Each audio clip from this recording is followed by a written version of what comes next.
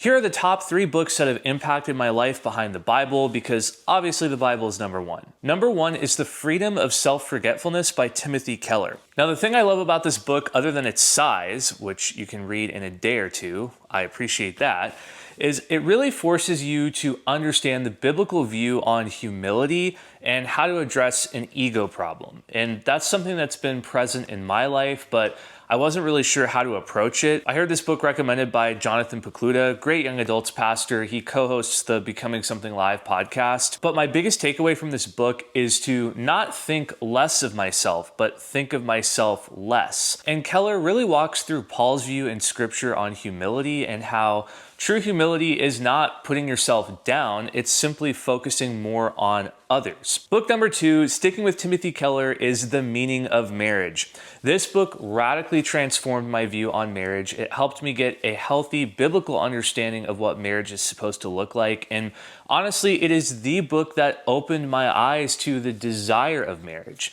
It's something that I wasn't really interested in before reading the book, and then God started changing my heart over the past couple years. And when I finally read that book, I was like, wow, everything clicks now. I get it. I understand God's design for marriage, and now it's something I'm really excited about and look forward to at some point in my life. Book number 3, this is not a Christian specific book, but it's called The Dare Response to Panic Attacks and Anxiety.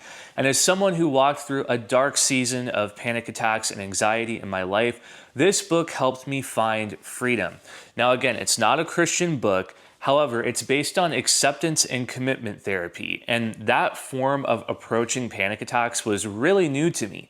Essentially, instead of trying to wish away the panic attacks or, do all this inner work to get to the root, it just teaches you to face the fear head on. Because that's all a panic attack is. It's a giant shot of adrenaline, and you're scared of the feeling of adrenaline, which just keeps inducing panic attacks.